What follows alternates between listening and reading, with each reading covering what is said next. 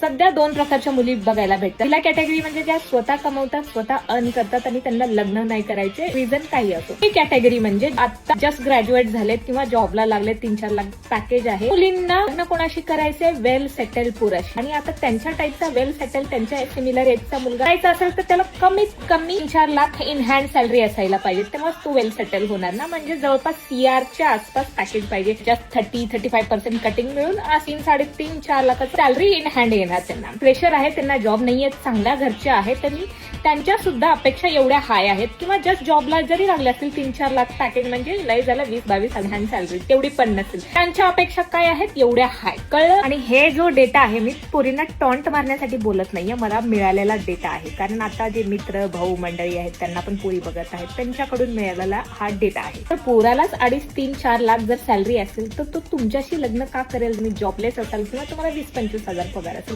Similar टाईपच्याच मुलीशी लग्न करेल ना. विचार करा मुलींनो.